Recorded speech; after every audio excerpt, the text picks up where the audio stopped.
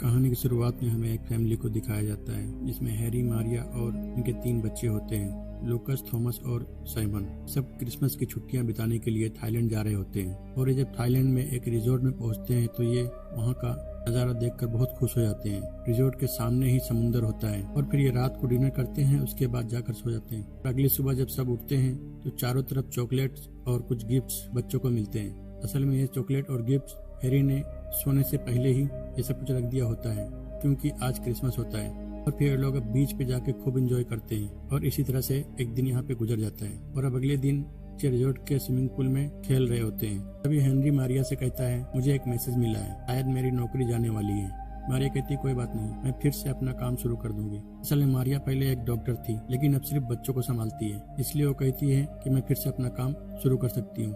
और फिर हेनरी बच्चों के साथ स्विमिंग पूल में खेलने चला जाता है। मारिया एक बुक पढ़ने लगती है। तभी मारिया के बुक से एक पेपर निकलकर दूर उड़ जाता है और मारिया उस पेपर को लेने के लिए जाती है और तभी सब लोग समुद्र की तरफ देखने लगते हैं। अचानक से हवा बहुत तेज हो जाती है और यहाँ पे बहुत बड़ी सुनामी आ जाती है। हेनरी थॉमस और साइमन को पकड़ लेता है और ये सब पानी में डूब जाते हैं। थोड़ी देर के बाद मारिया एक पेड़ को पकड़कर रोते हुए खूब जोर से चिल्लाती है। पानी का बहाव बहुत तेज होता है। मारिया अपने बेटे लूकस को पानी में बहते हुए देखती है। मारिया उसके पीछे तैरते हुए जाती है और उसको पकड़ लेती है, लेकिन पानी का बहाव बहुत ज्यादा तेज होता है, इसलिए दोनों फिर से अलग हो जाते हैं। काफी दूर तक बहने के बाद लूकस एक खंभे को पकड़ लेता है। मारिया उसके पास जाकर जल्दी से जिधर बहाव कम होता है उधर लेके जाती है और अब ये लोग धीरे धीरे यहाँ से बाहर निकलने लगते हैं। तभी लूकस अपनी माँ के पैर को देखता है। मारिया का पैर बुरी तरह से जख्मी हो जाता है। मारिया अपने जख्म में कुछ घास हटा करके बांध लेती है। तभी इनको एक बच्चे की आवाज आती है। ये लोग उसके पास जाकर देखते हैं, वो एक घास के नीचे दबा होता है। ये लोग उसका नाम पूछते हैं, उसका नाम डेनियल होता है। ये लोग उसको भी अपने साथ ले लेते हैं। मारिया की हालत बहुत खराब होती है। मारिया के पैर से अभी भी खून निकल रहा होता है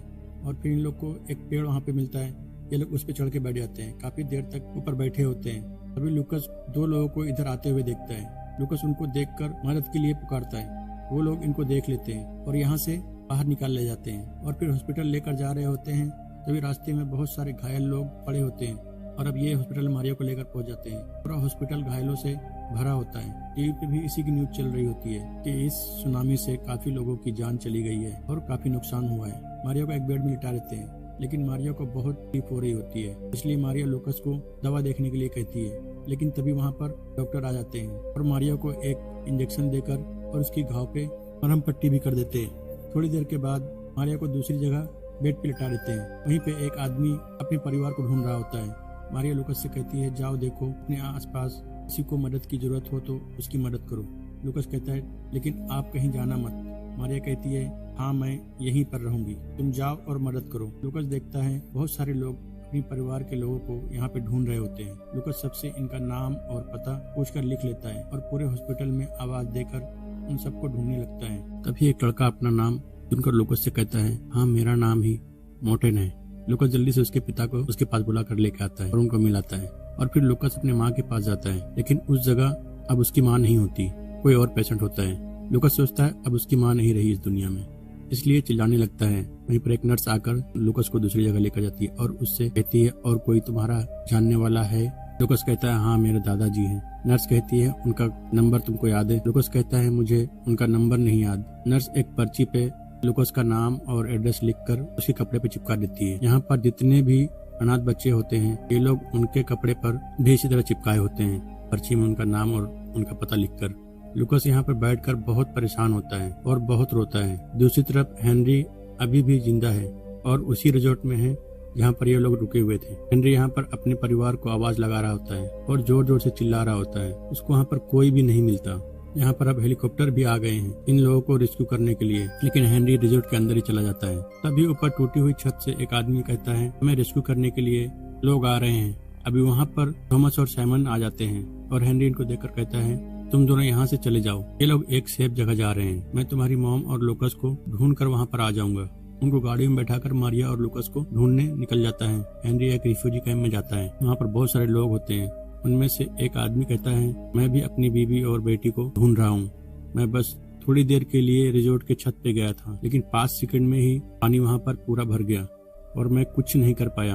हेनरी से कहता है, मैंने अपने फोन की बैटरी बचा के रखी है, शायद मेरी वाइफ का कॉल आ जाए इसलिए मैंने अभी तक बैटरी बचा के रखी है। और हेनरी को फोन देकर कहता है, किसी को कॉल करना है तो कर लो, हेनरी अपने डैड को कॉल करके कहता है मारिया और लुकस मुझे नहीं मिल रहे हैं। उसके डैड कहते हैं क्या हुआ है, मुझे कुछ समझ में नहीं आ रहा है। हेनरी बस यही कहता है मारिया और लुकस मुझे नहीं मिल रहे और फोन काट कर जोर जोर से रोने लगता है। दूसरी तरफ नर्स लुकस को सामान दिखाती है और कहती है क्या ये तुम्हारी माँ का है। लुकस कहता है नहीं, ये मेरी माँ का नहीं है और नर्स लुकस को अपने साथ लेकर जाती है। वहाँ पर लुकस को उसकी माँ मिल जाती है। लुकस अपनी माँ को देखता है और कहता है तुमने मुझसे वादा किया था, तुम मुझे छोड़कर नहीं जाओगी, तुम मुझे छोड़कर क्यों गई थी, कहीं मत जाना मुझे छोड़कर। नर्स लुकस से कहती है किसी ने सर्जरी के दौरान इनकी रिपोर्ट बदल दी थी। हेनरी हर जगह अपनी पत्नी और बच्चे को ढूंढ रहा होता है। इधर लुकस देखता है डेनियल को उसके पापा मिल जाते हैं। लुकस अपनी माँ से जाकर बताता है डेनियल को उसके डैड मिल गए हैं। मारिया लुकस से कहती है मुझे बहुत प्यास लगी है। लुकस अपनी माँ के लिए पानी लेने जाता है और हेनरी भी इसी हॉस्पिटल में उनको ढूंढ रहा होता है। हेनरी मारिया के पास से गुजर जाता है लेकिन वहाँ पर पर्दा लगा होता है, इसलिए हेनरी मारिया को नहीं देख पाता। लुकस हॉस्पिटल के ऊपर के फ्लोर पे पानी लेने जाता है। तभी लुकस अपने डैड को देख लेता है, जल्दी से भागते हुए आता है उनके पीछे, लेकिन वो वहाँ से चले जाते हैं। यहीं पे थॉमस और साइमन भी आ जाते हैं दूसरी गाड़ी से। हेनरी अब गाड़ी में बैठकर जाने लगता है। लुकस चारों तरफ अपने डैड को ढूंढ रहा होता है और वो जब नहीं मिलते तो लुकस खूब जोर से चिल्लाता है। उसके दोनों भाई उसकी आवाज सुन लेते हैं और भागते हुए लुकस के पास आ जाते हैं। लुकस सामने देखता है उसके डैड भी वहाँ पर आवाज सुनकर आ जाते हैं। हेनरी के साथी ड्राइवर से कहते हैं अब वो हमारे साथ नहीं जाएगा, चलो। ये लोग चले जाते हैं। हेनरी मारिया के पास जाता है। मारिया हेनरी को देखकर कहती है क्या मैं मर गई हूँ। हेनरी कहता है नहीं, तुम जिंदा हो, तुम्हारे पास मैं हूँ। मारिया की हालत बहुत ज्यादा खराब होती है। डॉक्टर मारिया को सर्जरी करने के लिए लेकर जाते हैं। वहाँ पर एक और औरत होती है और वो मारिया से कहती है मैं अभी तक अपनी ताकत को बचा कर रखी थी क्योंकि मैं अपने परिवार को एक बार और देखना चाहती हूँ। इधर हेनरी और बच्चे नीचे बैठे होते हैं। सर्जरी के वक्त मारिया उस तूफान को याद कर रही होती है और अब अगली सुबह मारिया के सर्जरी के बाद यहाँ पर कुछ लोग आ जाते हैं जो हेनरी से कहते हैं आप लोगों को हम सिंगापुर लेकर जाएंगे, वहाँ पर मारिया का अच्छे से इलाज हो जाएगा। और फिर इन लोगों को एक प्लेन में बैठा दिया जाता है। प्लेन टेक ऑफ करने के बाद मारिया प्लेन से नीचे देखती है।